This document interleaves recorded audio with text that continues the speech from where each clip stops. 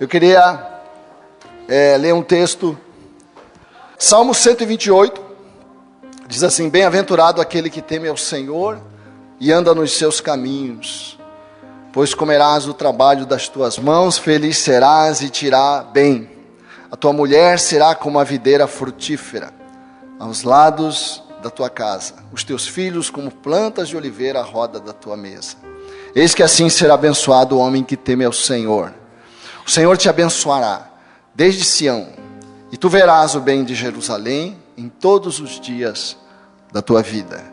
E verás os filhos de teus filhos, e a paz sobre Israel. Este é um texto que eu gosto muito de ler, e eu queria falar um pouquinho sobre o que o salmista está afirmando aqui, porque todos nós queremos ser bem-aventurados, não é verdade? Todos nós desejamos ser bem-aventurados.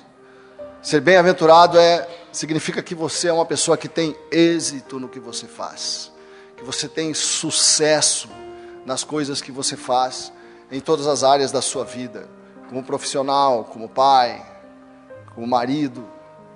Você é uma pessoa bem-aventurada, você é uma pessoa abençoada, você é uma pessoa satisfeita quando você olha para trás, quando você olha para as tuas obras, quando você olha para aquilo que você construiu na vida.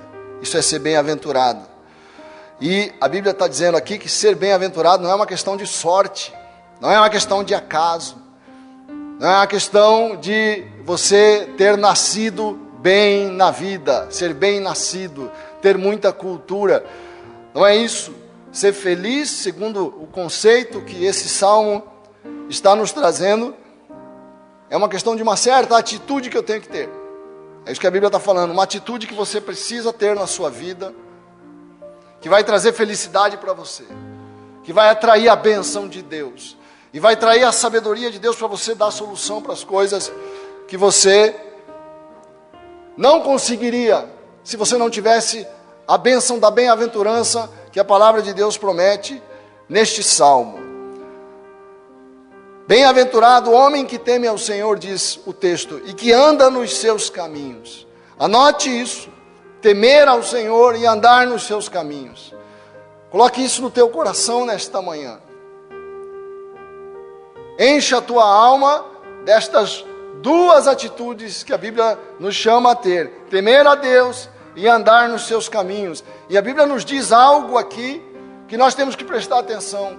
A Bíblia diz que a consequência disso é que você vai ser feliz, você vai se dar bem, você vai ter êxito, você não vai errar na vida, você não vai acabar em frustração.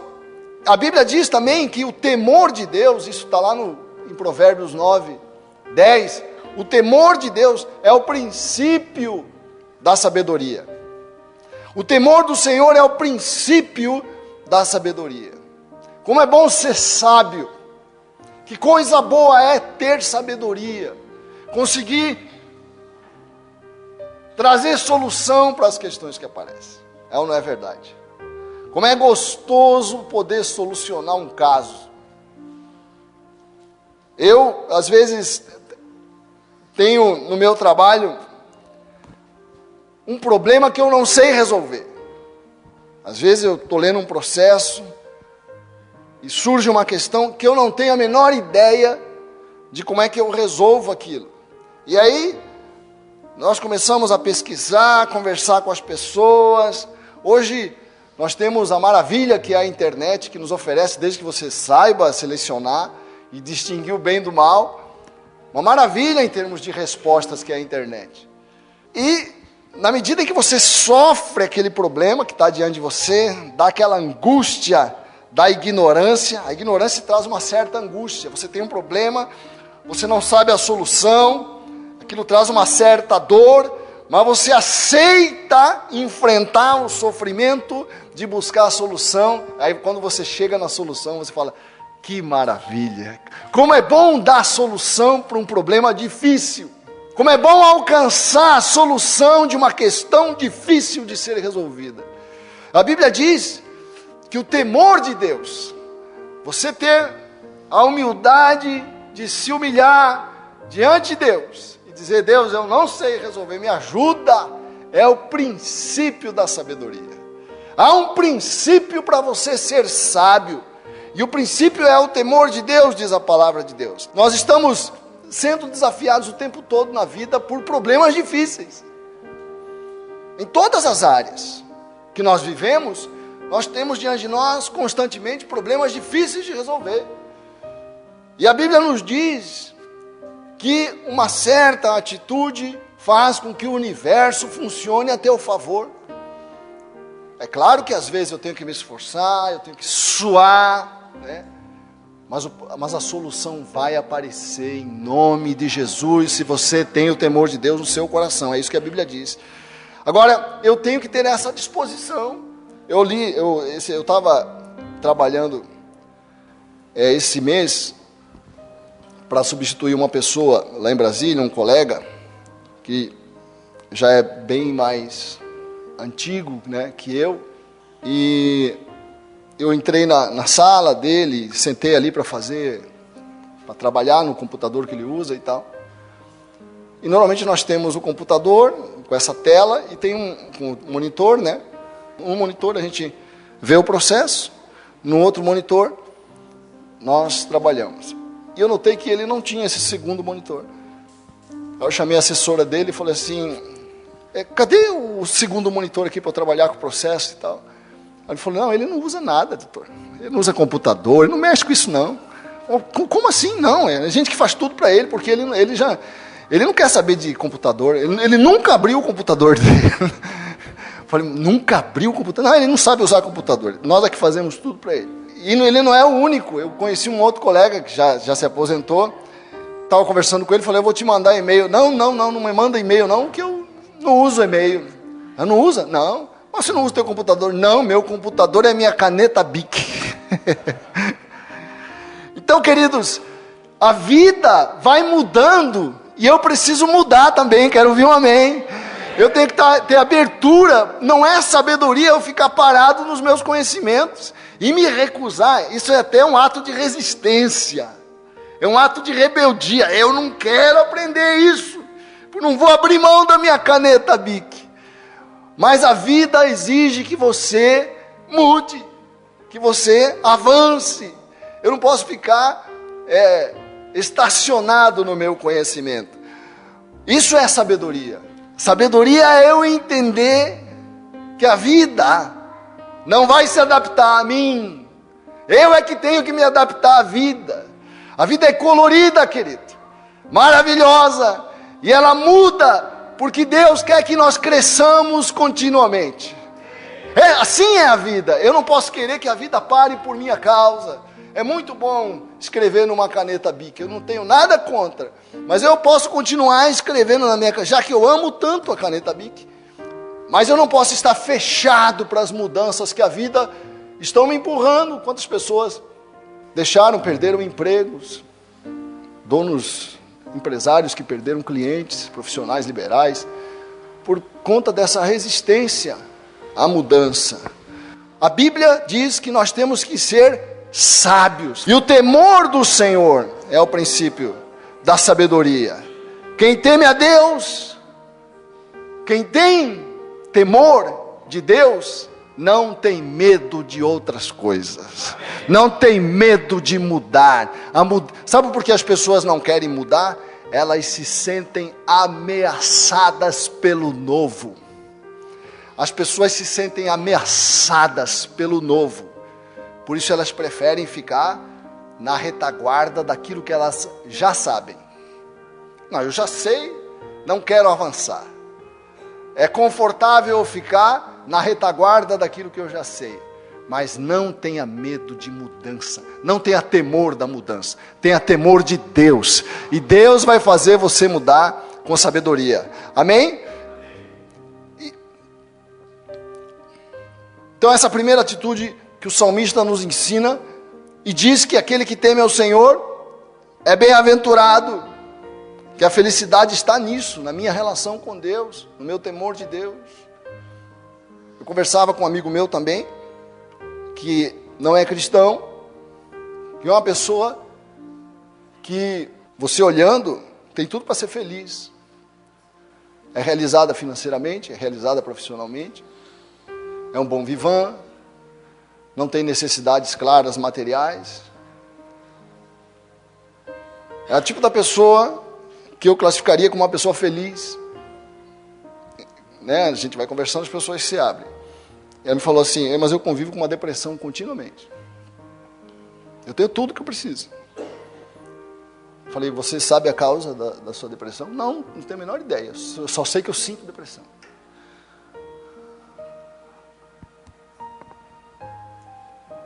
Nós achamos que não, se eu tiver isso, se eu tiver aquilo, eu vou ser feliz. A Bíblia diz, o temor do Senhor é o princípio da sabedoria. E bem-aventurado, feliz é aquele que teme ao Senhor. Quer dizer, essa relação. Por que será que o fato de eu conseguir conquistar algumas coisas não me faz feliz como eu achava que eu seria? Eu achava que se eu conquistasse algumas coisas, eu seria feliz. Mas olha que eu conquistei e a felicidade não veio. Agostinho diz uma coisa, Santo Agostinho, isso já no século IV, século IV e V, quando Agostinho viveu. Ele tem uma frase, que é uma frase famosa, que ele deixou no livro dele, As Confissões, que é um livro interessante, o livro de Agostinho, As Confissões, que ele vai contando a história dele, a história da vida dele, e ele vai, na medida que ele vai escrevendo, ele vai fazendo as orações, escrevendo, né? E ele fala, numa das orações, ele diz assim para Deus, fizeste-nos para ti, e o nosso coração anda inquieto, enquanto não repousa em ti. Fizeste-nos para ti, e o nosso coração anda inquieto, insatisfeito, enquanto não repousa em ti. Enquanto você não tem toda a tua vida centrada na pessoa do Senhor, do teu Criador, você vai andar inquieto, insatisfeito. Acha, não, se eu morar aqui, se eu fizer isso, se eu conseguir comprar aquilo, né? A gente acha que é isso que vai trazer a felicidade. Por isso que a Bíblia diz, bem-aventurado o homem não é que tem tudo, bem-aventurado o homem que teme ao Senhor e anda nos seus caminhos. Porque nosso Criador nos fez para Ele. Essa é a nossa estrutura. Deus nos fez para Ele e a gente só encontra paz. Por isso que há tanta resistência à tua oração. Por isso que há tanta resistência a você buscar comunhão com Deus. Já percebeu isso? Quando você decide que você vai orar, que você vai buscar a Deus, parece que o mundo se levanta contra isso. Parece que os nossos sentimentos, surge todo tipo de pensamento. Há uma oposição tremenda quando eu vou me voltar para Deus, porque aí está a minha vida. E o adversário não quer que você saiba disso, que você se volte para o teu Deus, porque você vai encontrar a vida, e Ele não quer que você saiba que a vida está na tua comunhão com Deus. Se você anda insatisfeito, se você anda inquieto, é hora de você perguntar para si mesmo, como é que está a minha vida com Deus, a minha vida de oração, de comunhão com Deus? Bem-aventurado o homem que teme ao Senhor, que quando acorda se lembra de Deus e diz, Pai nosso que está nos céus. Que o primeiro pensamento seu, ao acordar de manhã, seja, Pai nosso que está nos céus, santo seja o teu nome. Derrama a tua presença na minha vida neste dia, seja comigo em nome de Jesus. Morrendo de sono, faça essa oração. Quero ouvir o amém. Amém. Seja esse teu primeiro pensamento. Como diz aquela canção, seja o meu primeiro pensamento na manhã, no acordar. Mas o que é o temor de Deus? Nós estamos falando tanto, bem-aventurado o homem que teme ao Senhor. E a pergunta que vai surgir em nosso coração agora é, mas o que é temer a Deus? Exatamente. O que é, entendi, eu quero temer a Deus. Quero ser um homem temente a Deus. O que é isso? O que é temer a Deus? Temor de Deus é o respeito misturado com amor. Entenda, escreva isso se você puder. Temor é respeito misturado com amor. Um profundo respeito que levanta um certo temor no coração, mas que é misturado com amor. Não é o medo do mal, não é o medo de algo ruim, é um temor que se levanta no meu coração por medo de ser reprovado por alguém que é muito importante para mim. É o medo de ser reprovado por um ser que é precioso para mim. Isso se chama temor. O melhor exemplo disso é o sentimento do filho pelo pai. A criança. Temor é o sentimento que a criança tem pelo pai. A criança ama o pai. O pai é o ser mais precioso na vida de um filho, mas o filho tem medo do pai. Temor. Ama, pula no colo, mas quando o filho erra, o coração dele sente medo da reprovação do pai. Isso é temor. E o pai é uma realidade preciosa para a criança, mas não deixa de representar para a criança um certo temor, porque o pai significa limite. Pai a Bíblia fala, é interessante isso, a Bíblia fala que a insensatez mora no coração da criança, a peraltice, vamos dizer, a peraltice mora no coração da criança, e aquela peraltice, aquela insensatez que está no coração de cada criança, é uma ameaça para ela, põe em risco a segurança da criança, porque a criança não sabe das consequências do perigo, porque ela ainda não experimentou a dor do perigo. Quem é que protege a criança? Quem é que põe limite? Os pais. Mas a figura mais representativa do limite é o temor que a criança tem do pai. Quando o pai diz não, a criança sente medo, por isso ela recua. Não é o medo que nós sentimos da ameaça do mal, mas é o medo da reprovação de alguém que é um tesouro para mim. Isso é temor de Deus. É interessante, essa questão da criança é uma coisa que se nós pararmos para pensar, mostra a importância do limite que nós estamos perdendo hoje, infelizmente. O quanto o pai tem essa função fundamental na formação do caráter da criança, que eu estava vendo um discurso que o Barack Obama, quando o presidente da República nos Estados Unidos, fez a respeito da importância da presença do pai na formação do caráter dos filhos. E dizia Obama, é interessante porque Barack Obama foi criado sem a presença do seu pai. Aos 2 anos, e ele fala isso, a gente percebe a dor quando ele faz o discurso, é um discurso que ele faz no Dia dos Pais. Nós percebemos no discurso esse trauma no coração do ex-presidente dos Estados Unidos, e ele vai falando sobre o que representa a ausência do pai no caráter da criança. Aí ele diz, eu achei interessante porque os Estados Unidos é um país muito pródigo em estatística, eles fazem muitas estatísticas. Ele vai citando as estatísticas que ele conhece, e ele diz que um filho criado sem a presença do pai, que o pai desaparece, e que a mãe fica com toda a carga da educação, como foi o caso dele, como foi o caso da mãe dele, diz que um filho criado sem a presença do pai, segundo as estatísticas dos Estados Unidos, tem 5 vezes mais possibilidade, 5 vezes mais possibilidade de acabar na pobreza ou cometer um crime, por mais leve que seja. É incrível isso, 5 vezes. Tem 9 vezes, 9 vezes mais possibilidade de desistir da sua vida escolar, de não completar a sua educação formal. E 20 vezes mais possibilidade de acabar num presídio. A grande maioria da população carcerária dos Estados Unidos, não sei se o Brasil tem uma pesquisa, mas deve ter, mas deve ser, não sei, mesmo que não tenha pesquisa, deve ser algo parecido. A grande maioria da população carcerária são filhos criados sem a presença do pai. Porque o pai representa o temor do pai, assim como o temor de Deus é o princípio da sabedoria, o temor que eu tenho do meu pai é que põe limite na minha loucura.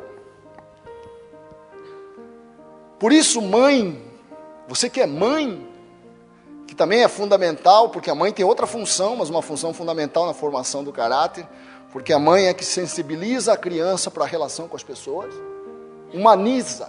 O papel da mãe é um papel de humanização do ser humano na relação com o seu semelhante. E o papel do pai é a autoridade que põe limite na vida, ensina que a vida frustra a gente. É o pai que tem que frustrar o filho, dizer não, aprender que na vida se ganha e se perde, se tem e se não tem. E assim Deus na nossa vida.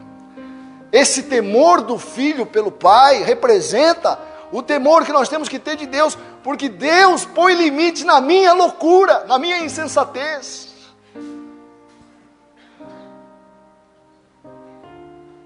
Por isso a Bíblia diz, bem-aventurado aquele que entendeu que precisa do temor de Deus, para ser feliz, para acertar, para ter cerca na sua loucura, porque nós somos pessoas maravilhosas, graças a Deus. O ser humano é tão bom, né? Nós somos tão bom estar com amigos, o ser humano é um ser maravilhoso, mas é interessante que ao mesmo tempo que somos maravilhosos, existe uma sombra em nós, existe uma escuridão com a qual nós temos que lidar dentro do nosso ser, do nosso interior, da nossa alma.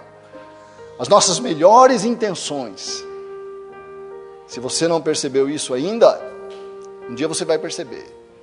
Nossas melhores intenções são misturadas com coisas sombrias muitas vezes, que muitas vezes nós nem nos damos conta, mas o temor de Deus nos vai protegendo, vai nos trazendo uma proteção tremenda. Assim como a criança precisa da presença do pai, para pôr limite na sua loucura, o temor de Deus me ensina a me desviar daquilo que vai me destruir, da armadilha no meio do caminho. Coisa boa, né? Então, queridos, a palavra de Deus é um livro muito realista a nosso respeito. Ao mesmo tempo que nos põe a imagem, a semelhança de Deus, tremendo, criativo, assim você é. Fala para o teu irmão, você é tremendo, diga para ele, né? Nós somos maravilhosos, nós somos a imagem e a semelhança de Deus que criou o universo. Isso somos nós, por isso nós temos que respeitar o nosso semelhante. O ser humano é a coisa mais maravilhosa que existe. Não há nada mais maravilhoso no planeta do que você, nada. Nós somos maravilhosos. Mas a Bíblia ao mesmo tempo é realista sobre nós. Apesar disso, nós temos que lidar com a nossa sombra.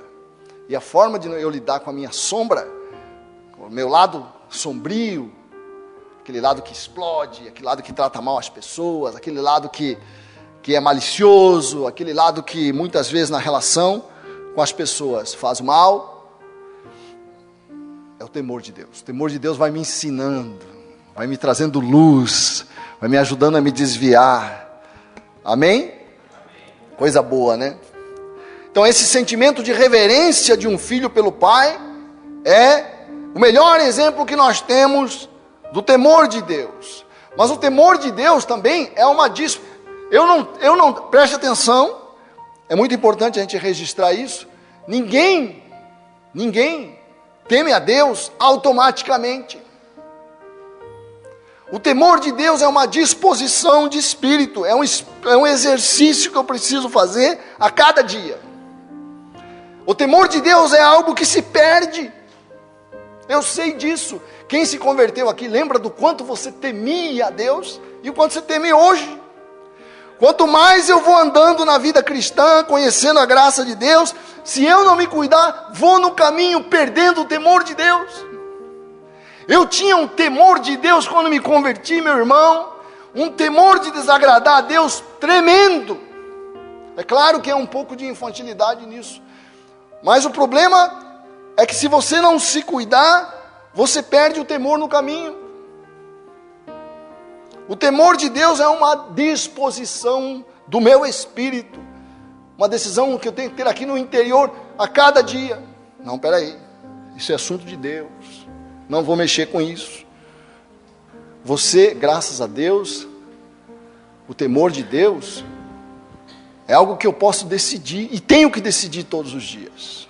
Quando eu falo em disposição de espírito, falo de uma coisa que só nós podemos ter, porque os animais não têm disposição de espírito. Os animais agem por instinto. Você pode até ensinar, os animais têm um certo grau de inteligência. O animal não decide o que vai fazer da sua vida. O animal não coloca a vida dele numa certa direção. Nós podemos colocar nossa vida numa direção. E eu tenho que colocar a minha vida na direção do temor de Deus. Quero ouvir um amém. Amém. Quero que você entenda isso. Não seja guiado pelo seu instinto. Por isso que quanto mais eu sou guiado pelo meu instinto, mais animal eu sou. Por isso que quando eu satisfaço certos desejos do meu coração, eu me sinto mal. Eu não fui feito para isso. Eu fui feito para satisfazer a vontade do meu espírito. O meu espírito fala coisas boas ao meu coração, dá boas direções, né? Quanto mais sou guiado pelo meu espírito, mais humano eu sou. A prostituição, a promiscuidade, a brutalidade. Isso aí é uma coisa instintiva.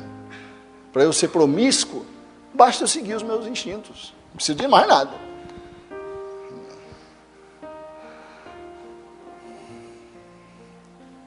Mas quando eu vou escolhendo pelas coisas de Deus, vou ficando cada vez mais... Quanto mais gentil, quanto mais amoroso, quanto mais terno, quanto mais devoto, quanto mais oração, tudo isso eu preciso estar empurrando o meu espírito para essas coisas. Agora, se eu me entrego aos meus instintos, eu vou me animalizando. Por isso que o temor de Deus me impede. O temor de Deus é um freio para me impedir. Deus te chama para ser uma bênção. E para ser uma bênção, eu tenho que me colocar nessa direção, porque isso não é automático, não acontece porque eu quero, porque eu decidi. Todos nós, isso é lindo, querido, todos nós trazemos aqui dentro uma coisa que se chama o senso do divino. Os antigos chamavam isso de sensus divinitatis. Você traz dentro de você o senso de Deus. Eu conversei com muitos ateus neste mês. Se nós temos um senso do divino, como é que uma pessoa pode ser ateu? Ateia. Como é que alguém pode ser ateu se nós trazemos dentro de nós? A gente já nasce, está no nosso gene, é genético, está plantado em nós o senso de Deus. Por isso que as coisas de Deus atraem o homem. O homem já nasce com o senso. Mas por que o ateu, eu percebi assim, não só um não acreditar em Deus, eu percebi assim uma raiva das coisas de Deus, uma hostilidade, uma rejeição pelas coisas de Deus. O que é isso? É porque as pessoas foram sufocando, enterrando o seu senso da divindade, que já está plantada nelas, mas elas enterram. Agora, quando você vem na casa de Deus, quando você vem adorar, quando você se dobra, quando você teme a Deus, porque vir à casa de Deus é uma atitude de temor. Um dia de chuva como esse, né? A gente acorda de manhã, olha assim, está chovendo. Acho que hoje eu não vou à igreja. Aliás, alguns até aceitaram a sugestão, pelo que parece. Pelo que eu estou vendo aqui, muitos aceitaram a sugestão. Hoje não, está chovendo, não vou à igreja hoje. Mas a Bíblia diz, você exercita o teu temor quando você vem na casa de Deus. Nem sempre é confortável vir à casa de Deus. Nem sempre é confortável fazer comunidade. Servir a comunidade. Eu, quando venho à casa de Deus, venho para servir minha comunidade. Não venho apenas para me sentir bem, para sair abençoado. Eu venho porque eu quero participar da minha comunidade, sabe, colocar os meus braços junto com o braço do meu irmão para construir a obra e a casa de Deus. Por isso eu estou na casa de Deus. Olha só o que diz Isaías 58, se desviares o teu pé do sábado, troque o sábado pelo domingo, porque o domingo é o sábado dos cristãos. Se desviares o teu pé do sábado, de fazeres a tua vontade, olha só que coisa tremenda, se desviares o teu pé, de fazeres a tua vontade no meu santo dia, e chamares ao sábado, domingo, deleitoso, o santo dia do Senhor, digno de honra, e o honrares, não seguindo os teus caminhos. Quer dizer, eu abro mão da minha... É um dia para eu esquecer da minha vontade. Domingo eu tenho que acordar e falar assim: hoje é o dia dedicado ao Senhor. Quero ouvir um amém? Entenda isso. Chamares ao sábado deleitoso, o santo dia do Senhor, digno de honra, e honrares, não seguindo, nem pretendendo fazer a tua própria vontade. Esse é o segredo de temer a Deus. Porque não é fácil vir domingo na casa de Deus. As pessoas muitas vezes nos pressionam. As pessoas perguntam: mas precisa todo domingo? Precisa. Porque eu preciso temer a Deus. Você pode não entender isso, mas eu sei que eu preciso. Nem falares as tuas próprias falas, então te deleitarás. Aí você vai, quanto mais você vem, mais você vai entendendo quem Deus é, mais você vai compreendendo a beleza do teu Criador, mais você vai entrando na vontade de Deus. Então te deleitarás no Senhor, e te farei cavalgar sobre as alturas da terra. Quer dizer, você vai ser abençoado, e te sustentarei com a herança do teu pai Jacó, porque a boca do Senhor o diz. Nós temos um problema na nossa geração,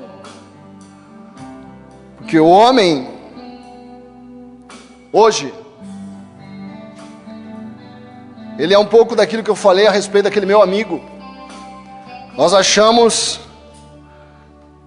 que porque nós temos nossos dramas, nossas dores, nossas lutas,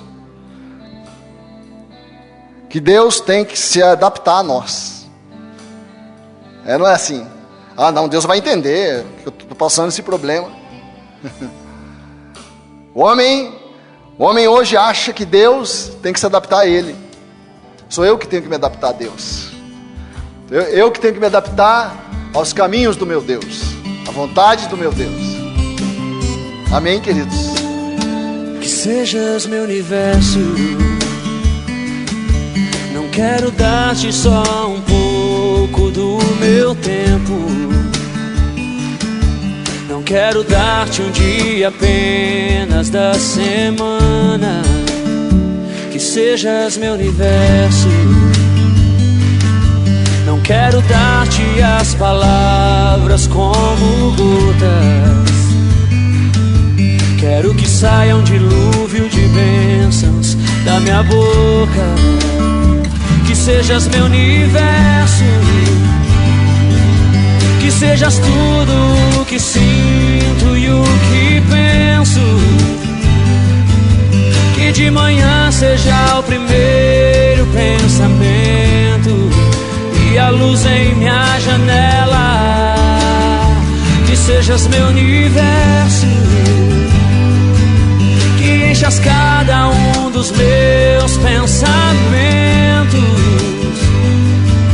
Que a tua presença e o teu poder seja o alimento.